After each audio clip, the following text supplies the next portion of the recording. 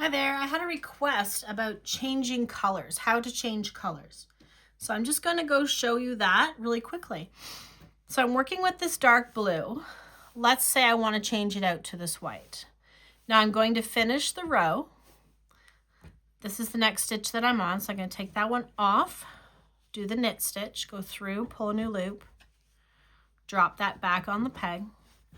And if you've watched my videos, you know that I like to do the drop stitch, so you're going to find two stitches on my ends at all time.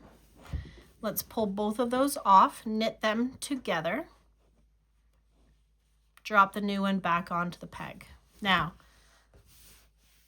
let's say I want to make, I've done 4 rows here. I want to make the next row or 4 rows or 10 rows, however many rows you like, in the white. So what I'm going to do, and this is how I do it, it may not be the way everyone does it, but this is how I do it. Right here is where I want the new color to start. So I'm going to do is I'm going to pinch right here because this is where I'm going to make my cut. Now I'm going to undo, take this one out. I'm going to unknit this one, pull that back through, keep my hands in the same spot I want to make that cut, and I'm going to drop these 2 back onto the peg just to hold my spot. Now I'm going to take my scissors, make that cut right there. Let's get the blue out of the way. Now I'm going to pull any extra fuzz that might be here off my yarn because it just doesn't need to be there. Set that aside. Now here's my white. I've already cut it flat because, as you know, all of these balls of yarn come rounded. You need to cut them flat to expose that center cord right there. So here I am. Both center cords are exposed. I can feel them when I poke them. So I'm going to light both ends on fire. Some people will just light one. I like to light both. I feel that is just more secure, making sure that both of those center cords are melted and that they will melt together and fuse tightly. So let's go ahead and light those 2 center cords on fire. Again, you're going to want to be careful.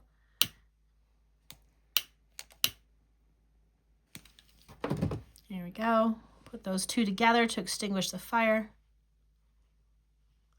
I'm going to hold them together for about 30 seconds or so. Be very careful. It is very hot. This is definitely not child-proof. It is not something a child can do. I'm going to mold them just a little bit just to flatten them out, because if you don't, then you end up with kind of a spot in the middle where they're fused together like this. If I flatten them out a little bit, then I end up with a spot that fuses together more like this. So once I'm happy that they're fused, I'm going to give it a tug test. I'm going to give it a pull, make sure it's going to hold tightly. And then we know that this is how much blue I need to go back and re-stitch this one. So that's what I'm going to do. Take this one back off. This is a double stitch, a drop stitch. Take them both off, knit them both again, pull my new loop through, drop that new loop on the peg, and now here's my white ready to go. Now I have to recreate that drop stitch as I always do because I like the braided edge myself. So I'm going to take my blue stitch, I'm going to bring it up just a little bit, just enough to expose this peg right here and give myself some space for the white. I'm going to bring the white across like this. And now here's where I start knitting, right here on this second peg. Same thing, off, pull a new loop through the center of the old loop, drop that new loop onto the peg, little pull. Now see how this went a little sideways? I'm going to make sure I bring that back around every one in the first one, just to keep them neat and tidy and straight. So off, go through, drop that new loop on the peg, little pull, straighten it out. And I would just keep going now until I've put on as many white rows as I was planning to, whatever my pattern is or whatever I am looking for. And then I would do the same thing when I wanted to switch back to the blue or to a different color. anything like that. So let's just keep knitting all the way to the end here.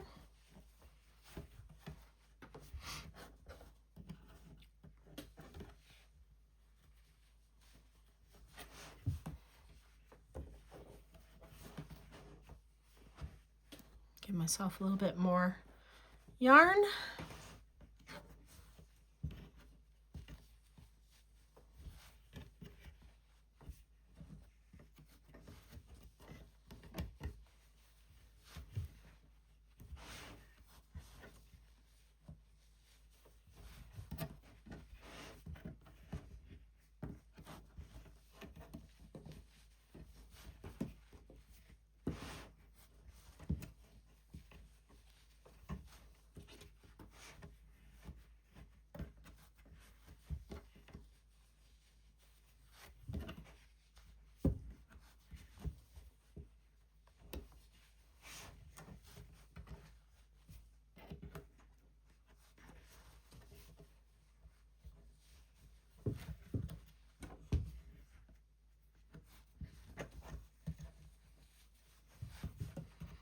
Now I'm at the end again. So you're gonna see I have 2 stitches on here. This is my drop stitch. Same thing as always, I'm gonna pull both off, knit both together, right through the center of both,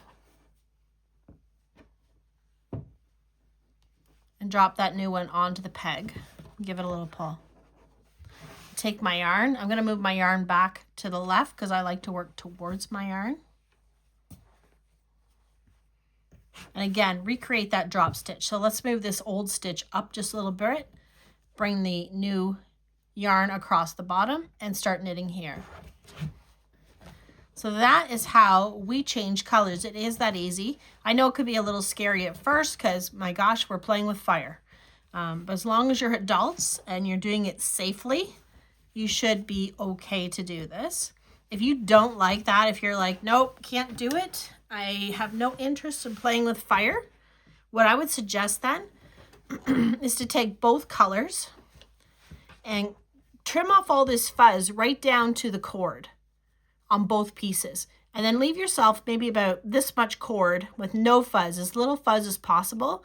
And then just tie those cords together in a knot and make sure both colors come together at that knot nice and tightly. And that should also work.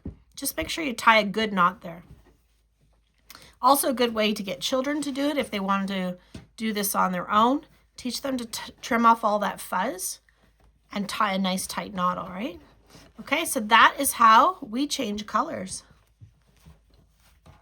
Hope that's helpful. Have a great day.